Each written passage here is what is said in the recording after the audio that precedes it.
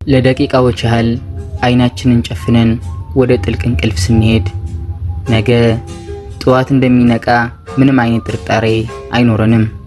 ነገር ግን አንድ ሰው ማታ ተኝቶ ሳያውቀው ወደ ጥልቅ እንቅልፍ ቢሄድና ለቀናት ለወራት ሳይሆን ለሁለት አስርተ ዓመታት ወይም ለ20 ዓመታት ያህል ሳይነቃ ቢቀርስ? በዚህ ሁሉ ጊዜ ውስጥ ዓለም ትቀየራለች። ቴክኖሎጂ መንደር ሆኗል። መሪዎች ተቀይሯል። ትውልዶች አልፈዋል።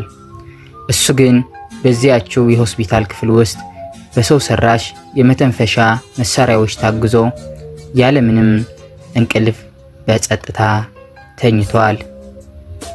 ይህ በዓለም አቀፍ ሚዲያዎች ተተኞ ልዑል ወይ ደግሞ ዘ ስሊፒንግ ፕሪንስ በመባል የሚታወቀው የሳውዲ አረቢያ ልዑል አል ወሊድ ቢን ካሊድ አል ሳዑድ አሳዛኝ እና አስገራሚ እውነተኛ ታሪክ ነው።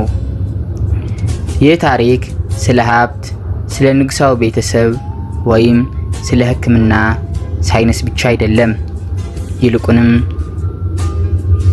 የሕክምና ባለሙያዎች ተስፋ የለውም ብለው ሲደመድሙ እንደ አባት በልጅ ላይ የነበረው ውስን የሌለው ፍቅር፣ የማይናወጥ እምነትና እስከ መጨረሻ ሂዝ ብሬዝ ድረስ ተስፋ ለመቁረጥ ታላቅ መሳያ ነው። በዚህ ቪዲዮ ይህ አሰቃቂ ድርጊት እንዴት እንደደረሰ፣ በሆስፒታሉ ክፍል ውስጥ ለ20 ዓመታት ምን ያክል እንደነበር እና የአባቱ ልብ የሚነካ ውሳኔ በዝርዝር እንመለከታለን። እስከ መጨረሻ አብራችን ቆዩ። ልዑል አል ወሊድ ቢን ካሊድ የተወለደው በሳውዲ አረቢያ ውስጥ እጅግ ተጽዕኖ ፈጣሪና ሀብታም ከሆኑ ንጉሳዊ ቤተሰቦች ውስጥ ነው። አባቱ ልዑል ካሊድ ቢን ታላል አልሳዑድ የታወቁ ባለሀብትና የንጉሳዊ ቤተሰብ አባል ሲሆኑ የልዑል አልወሊድን አጎት ደግሞ በዓለም አቀፍ ደረጃ የሚታወቁት ቢሊየነር ልዑል አልወሊድ ቢን ታላል ናቸው። አልወሊድ በቤተሰብ ዘንድ እጅግ የተወደዱ፣ ብሩህ አእምሮ ያለውና ለወደፊት ትልቅ ተስፋ የተጣለው ወጣት ነበር። የወታደራዊ ሳይንስ ጥበብ ለመቅሰም እና ጥሩ የጦር መኮንን ለመሆን በማለም ወደ እንግሊዝ ሀገር አቀና። በለንደን በሚገኘው ታዋቂ የወታደራዊ ኮሌጅ ትምህርቱ በጥሩ ሁኔታ መከታተል ጀመረ። ነገር ግን የሰው ልጅ ሕይወት በአንድ ቅጽበት ትቀየራለችና በ2005 ልዑል አልወሊድ ገና በ15 ዓመቱ ሳለ በለንደን ጎዳና ላይ አሰቃቂ የመኪና አደጋ አጋጠመው። የአደጋ መጠን እጅግ ከባድ ነበር። ተሽከርካሪዎች በከፍተኛ ፍጥነት በመጋጨቱ በልዑል ጭንቅላት ላይ ከባድ ጉዳት አደረሰ። በውስጣዊ የአንጎል ክፍል ውስጥ ከፍተኛ የደም መፍሰስ ብሬን ማርቲጅ ተከሰተ። የሕክምና ባለሙያዎች አደጋው እንደደረሰ ሕይወቱን ለማዳን ከፍተኛ ርብርብ ቢያደርጉም በደረሰው ከባድ የአንጎል ጉዳት ምክንያት ወዲያውኑ ጥልቅ ወደሆነ ኮማ ወይም የህሊና መሳት ውስጥ ገባ። በዚያች ምሽት የዚህ ወጣት የወደፊት ሕይወት እና የቤተሰቡ ደስታ በአንድ አፍታ ተቀየረ።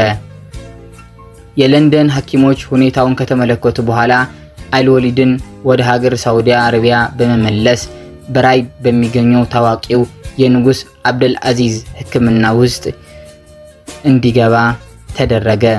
በዚያ ከአሜሪካና ከስፔን የመጡ የዓለማችን ከፍተኛ የነርቭ እና የአእምሮ ስፔሻሊስት ተሰብስበው የልዑል ሁኔታ መረመሩ። ከወራት ጥናት በኋላ የዶክተሮች ድምዳሜ አንድና አንድ ነበር። የልዑል አእምሮች ወይ ደግሞ ሴሎች በከፍተኛ ሁኔታ ስለተጎዱ መልሶ የማገገም እድሉ ከዜሮ የቀረበ ነው። በዚህ ሰዓት ህይወቱን ቀጥላ የምታገኘው በሰው ሰራሽ የመተንፈሻ መሳሪያዎች ላይፍ ሳፖርት ሲስተምስ እርዳታ ብቻ ነው። ስለዚህ እሱን በህይወት ለማቆየት የሚረዱት መሳሪያዎች በማንሳት ህመሙን ማቆም ይሻላል። ነገር ግን አባቱ ልዑል ካሊድ ቢን ታላል ይህንን የዶክተሮች ሐሳብ ሙሉ በሙሉ ውድቅ አደረጉት። አባቱ በሰጡት ስሜት ቀስቃሽ መብራሪያ ላይ እንዲህ አሉ። ዶክተሮች ስለ ሳይን ይነግሩኛል፣ እኔ ግን ስለ ፈጣሪ ታምር አስባለሁ። ፈጣሪ በዚህ የአደጋ ቅጽበት ልጄ እንዲሞት ቢፈልግ ኑሮ በዚያው ይሞት ነበር። ነፍሴን እስከ ዛሬ ጠብቆ አቆይቶታል ማለት ለሱ የተጻፈ ሌላ ምክንያት አለ።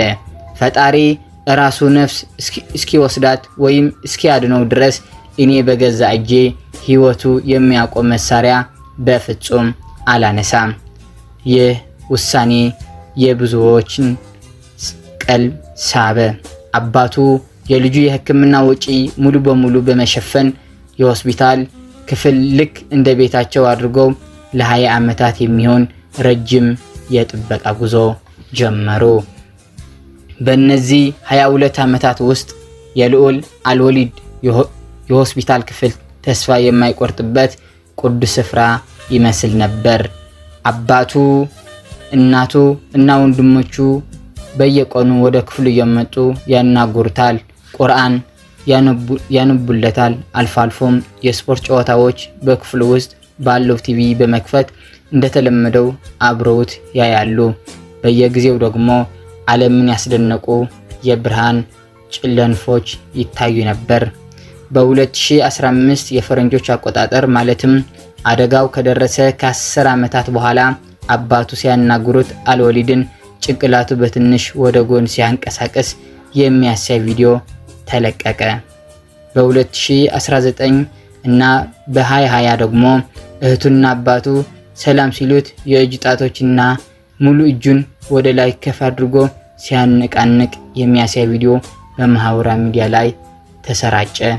እነዚህ አጭር የቪዲዮ ቁራጮች በሳውዲ አረቢያና በመላው የአረብ ዓለም ትልቅ ተስፋን ፈጠሩ። ተተኛው ልዑል ሊነቃ ነው የሚል ዜናዎች በመላው ዓለም ተናፈሱ። በሚሊዮን የሚቆጠሩ ሰዎች ለልዑል አገግሞ መነሳት ይጸልዩ ነበሩ። ነገር ግን ከቀናት ወደፊት ወራት ደግሞ ወደ ዓመታት ተቀየሩ። ልዑል ከትንሽ የአካል እንቅስቃሴ ባሻገር ሙሉ በሙሉ ህሊናውን አግኝቶ ኮኮማ ሊነቃ አልቻለም ነበር። ለ20 ዓመታት ያህል በሆስፒታል አልጋ ላይ የተደረገው ይህን ታላቅ የተስፋ ውጊያ በመጨረሻም ፍጻሜው አገኘ። በሐምሌ ወር በ2025 የፈረንጆች አቆጣጠር በ36 ዓመቱ ለሁለት አስርት ዓመታት ያህል በኮማ ውስጥ የቆየው ልዑል አልወሊድ ቢን ካሊድ ህይወቱን ማለፉን የሳውዲ አረቢያ ንጉስ ቤተሰባዊ በይፋ አስታወቀ። አባቱ ልዑል ካሊድ ቢን ታሊል በወቅቱ በኤክስ ታወር ገጻቸው ላይ የጻፉት የሐዘን መልእክት የብዙዎቹን ልብ ነክቷል። እንዲሲሉ ጻፉ። በፈጣሪ ውሳኔ እኔ ፍላጎቴ ሙሉ በሙሉ በሚያምን ልብ እጅግ በጣም በከበደ ሐዘንና እሴት የተወደደው ልጄ ልዑል አልወሊድን አጥተናል። ፈጣሪ ነፍሱን በምህረት ይቀበላት። የልዑል አልወሊድን ህልፈት ከተሰማ በኋላ በመላው ዓለም የሚገኙ ሚዲያዎች ታሪኩን እንደገና ዘገቡት። በሪያድ የሚገኘው ኢማም ታርኩ ቢን አብደላ መስጊድ በተደረገው የቆጠሮ ስነ ስርዓት ላይ በሺዎች የሚቆጠሩ ሰዎች እና የንጉሳዊ ቤተሰብ አባላት ተገኝተው የመጨረሻ ሽኝት አደረጉለት። የተተኛው ልዑል ታሪክ እዚህ ላይ አበቃ። ነገር ግን የታሪክ ለዓለም የተወው ትልቅ ትምህርት አለ። የታሪክ ዋና መልእክት የንጉሳዊ ቤተሰብ ሀብት ወይም የሕክምና ረጅም የጊዜ አይደለም። ይልቁንም አንድ አባት ለልጁ ያለውን ውሱን የሌለው ፍቅር፣ የማይናወጥ እምነትና ሁኔታዎች ምን ያህል አስቸጋሪ ቢሆኑ ተስፋ አለመቁረጥ ታላቅ ማሳያ ነው። እንግዲህ ለ20 ዓመታት ያህል በኮማ ውስጥ የቆየው የሳውዲ ተተኛ ልዑል አልወሊድ ታሪክ ይህንን ይመስላል። እናንተስ ስለ አባቱ ጽናት፣ ፍቅርና እምነት ምን ትላላችሁ? አባቱ ሕይወቱን ማቆያ መሳሪያ አለመንሳታቸው ትክክለኛ ውሳኔ ነበር ብላችሁ ታምናላችሁ? ሐሳባችሁ በኮመንት ላይ አጋሩን። ቪዲዮውን ከወደዳችሁት ላይክ ማድረጋችሁን አትርሱ። እንዲሁም አዲስና አስገራሚ እውነተኛ ታሪኮች በየጊዜው እንዲደርሳችሁ ቻናላችን ሰብስክራይብ በማድረግ የደወል ምልክቷን ይጫኑ። ስለተከታተላችሁን እጅግ አድርገን እናመሰግናለን። በሌላ አስገራሚ ታሪክ እስክንገናኝ ድረስ ደህና ይቆዩልን።